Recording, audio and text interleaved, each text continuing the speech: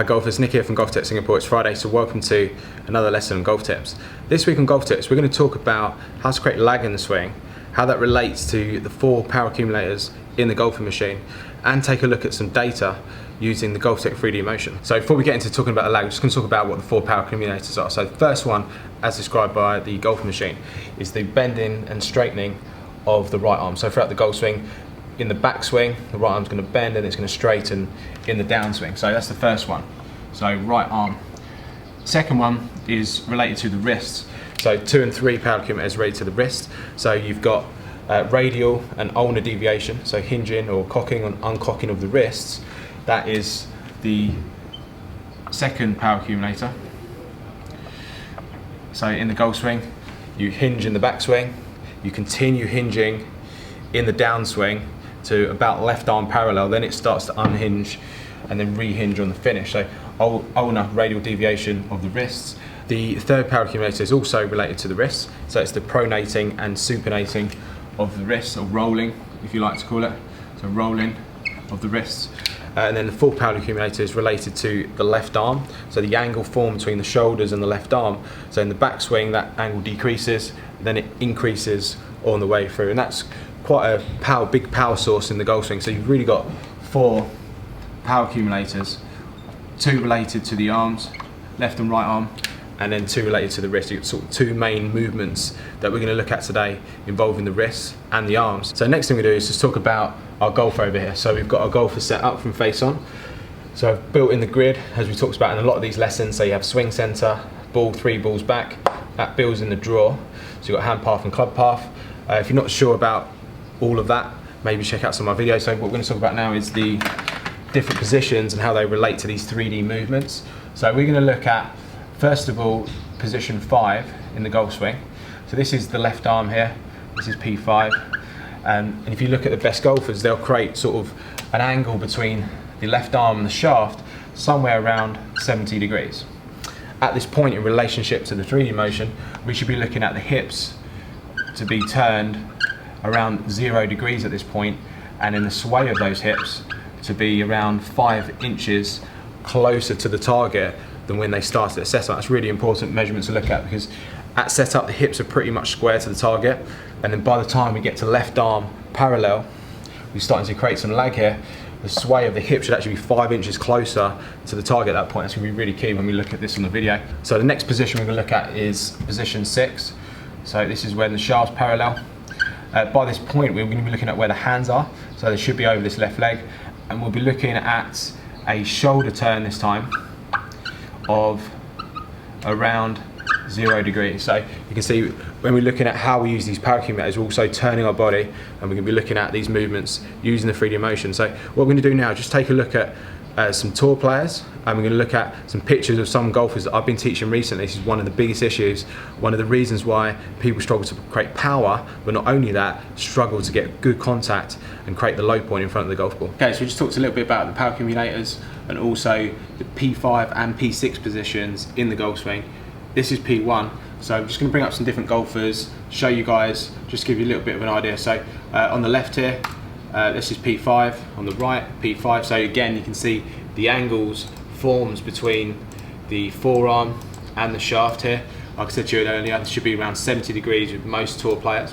By the time we get to 6, we should be roughly, by the time the shaft's parallel, we should be roughly, the hand should be over this leg. Also notice, look where the weight is. So look at this left knee. So you'll start to see some similarities here, where the hand position is at 5 and 6, where the shaft position is, where the weight is, and this is one of the biggest issues I see here at GOLFTEC. It affects low point, it affects fixed power. So just move on. Just literally, I can just go through this whole list of all these players here. Doesn't matter who they are. 5, 5, 6, 6. You just see the same pattern every time. So every player that plays the game to a high level, you're going to see this same sort of angle here, with the left arms parallel, roughly parallel, and then when the hands become down and then shaft comes parallel, you can see the hands over that leg, and again you see sort of the weight or the knee pushing forward. I'll just go through just a couple more, so just to go show you guys. So I'm literally just going through the list here of every tour player, 5, 5, 6, 6. And you can just see the same pattern. So let me show you some guides that I teach, some case studies that I've done throughout GOLFTEC, and I'll show you some before and afters of some of the things that we've been working on. Then I'm going to get on the mat, we're going to look at some numbers in my swing and take a look at some drills that can help you improve your golf. Okay, so first thing I'm going to do is hit a shot. I've just got 7-9 here. And then we're going to take a look at the data, have a look at the 3D movements, and then we're going to set up and give you guys a drill to go and work on to try and improve your golf. So I've got the grid set up here on the mat, draw's built in, so the ball should draw. This path should be 2 to 3 degrees into out. Pretty good strike, pretty straight shot as you can see on the screen there. Be interesting to see these 3D movements. So just with a 7-9 there, it's got about 187. Just to look at some data just quickly, give you guys a bit of an idea. So club speed 95, path 3 degrees into out and 3 degrees downwards. Let's take a look at that data now. Okay, so you see me hit the shot there on the quad, pretty good shot, roughly 3 degree path, 3 degree downwards. So we're just going to look at a couple of things here. I just want to first of all just take a look at the hip turn. So I've got Ricky here as well. I'm just going to take both of us down to position 5 with the left arms parallel. Just watch how my hip turn changes from like 41 to 2 degrees. Okay, so an average tour player is going to be around 0. That's why the number's gone green. It's within the sort of the range of where the tour players would be. So I thought that was quite interesting to see how much a hip turn changes. Also, just look at the left knee. See how much that moves forward as well. So that's me moving my weight, which we're going to look at in a second when we show you guys a drill. So we talked about the angle form between the shaft and the left forearm. So you can see there, around about 60 degrees in my swing there. Let's have a look at Ricky. Roughly the same, 67. So similar sort of angle there. So we're trying to create that lag in the golf swing that we talked about. One other parameter we looked at was the hip sway. So you can see there, by the time I get to this position, my hips would have moved 4.5 inches closer to the target than where they started at address. Really important to know that. So let's take a look now as we move down to position 6. So this is roughly where the shaft is sort of parallel, and you'll see a lot of the best golfers at this point, once that shaft is parallel, I can't get the perfect frame here, but you'll see how the hands are sort of over the right leg, and you'll see this with all the players that play the game to any decent level, and you'll see that biggest fault here is this daylight gap between the hands and the body, and that causes low point issues, too much loft at impact, and just inconsistent ball flight with not enough distance. So you can see there, I just wanted to point the other parameter out, was the shoulder turn. So by the time we get to this point, the shoulders are back to 0, roughly where they started, and again we've got a green number there. So not only are we turning the body, we're also using the wrists and the arms. So now we're going to take a look at some drills and go into that in a bit more detail. Okay, so you see my swing there, so you've seen the positions I got into pretty good. So obviously you've seen the faults at what the high handicappers do, relates to bad contact. So you're going to see the 3D motion here. I'm going to leave this on the screen so you can see. So some of the biggest issues I see as golfers start down, they start to unhinge the wrist too early here. So by the time you get to P5, you can see there's over 90 degrees angle. And then by the time they get to, if you also look on the screen here, you can see how my hip sways 0 towards hip turn still closed. So they've not started to really turn the hips or move the weight, which should also help with this wrist position. So obviously we talked about the 4 power accumulators. So we had the one which is the bending and straightening of the right arm. We had the radial ulnar deviation, hinging, uncocking, rehinging of the wrist as you go through the swing, and then we've got the pronation and supination of the wrist as we swing, and then obviously the left arm crossing the chest, driving the swing, which is a really big sort of power source in the swing. So it's using the arms and the wrist, but it's also using the body. This is the whole point of putting this 3D motion on. So by the time we get to here, those hips should be roughly about this position here, sort of 4 inches towards, and also the hip turn should be around about 0. So pretty close to that. Let's do that again. Go from here, swing up, down to here. So we're getting these numbers where we're starting to get 0 hip turn. Roughly by this point, you saw in the video there, at the top of my swing, I had like 40 degrees of hip turn. And by the time I got to this point, it was back to 0. Okay, so you can really see using the body and using the arms as well. So the drill I want to share with you guys is this is one that I work with my students, would be to swing up to just past left arm parallel and really try and bend the wrist back, and then from here just punch through.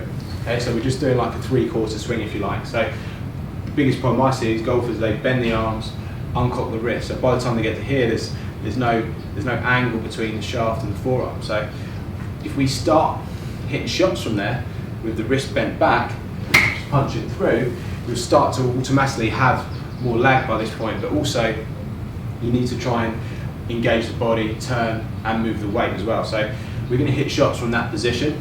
I would encourage you to just do a few practice rehearsals, swinging up to here and then down to here. So turning, swinging down to left arm shaft parallel, so left arm parallel P5, P6, shaft parallel, trying to get those hands over the right leg, like I'm doing in the video here.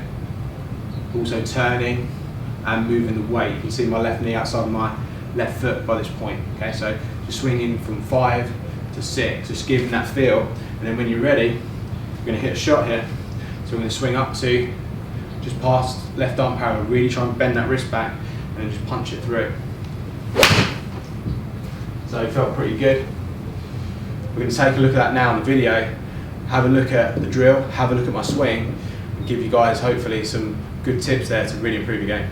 Okay, so you've seen my swing, you've seen me do the drill. Just want to show that drill video just quickly. So a bit shorter than normal. I was trying to swing up to left arm parallel, so you're trying to get that left arm to roughly this position, and then just try and hit from there. You'll see once I get to shaft parallel, if you look at where my hands are, and the biggest mistake here, I see hands out here somewhere, and like I said, that's going to cause big issues and loss of distance in the golf swing, and mainly bad contact.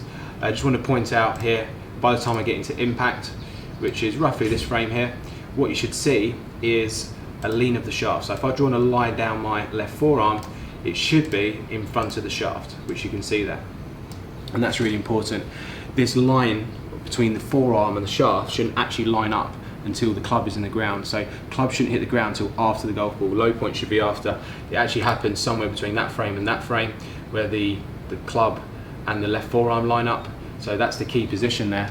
Try and make sure you have that forward shaft lean, try and create the lag, but also you have to use your body and use the 4 power accumulators. Okay, so just to finish up here, just come back to the board. So just want to talk about this quickly. So why it's important to sort of understand this. So if you're having golf lessons at GOLFTEC or a lot of golf lessons around the world, a lot of these coaches will use these different positions. So P5, left arm parallel, you're looking at trying to get that wrist hinge 70 degrees or even less at this point. Some of the best players in the world will have it even less. We're looking at the hips to be 0 degrees to the target. We're looking at the hips to be moved to the left hand side. And at P6, where the shaft's parallel, we're looking at the shoulders being square. Also the weight on the left, we've looked at those positions in the swing. So they're the things to look out for. Going back to the 4 power accumulators and why they're important. So these are the 4 main sources of power through the swing. We talked about the body movement, but just from the arms and the wrists. So first one, we talked about the bending and straightening of the right arm. We talked about the radial ulnar deviation, the hinging, rehinging of the wrists. We talked about the pronating, supinating of the forearms of the wrists as we swing through. And we talked about the left arm crossing the shoulders to create power. So when you're practicing, we're trying to engage the straightening of the right arm and the left arm moving across the chest. We're trying to delay the wrists unhinging. And that's one of the biggest issues that I see, and also the forearms rolling. So we don't want to be rolling the shaft and getting too steep. We don't want to be unhinging the wrists and losing the lag in the swing. So we're trying to engage 1 and 4 when we swing, and a lot of coaches will use that as their system to work on this drill. So try and unload 1 and 4, delay number 2 and 3, and you'll probably get this drill and improve your golf swing. So golfers, hope you enjoyed the video. If you did, please give it a thumbs up. If you don't already, please follow me on my other social media platforms, and we'll see you again soon for another video on golf tips.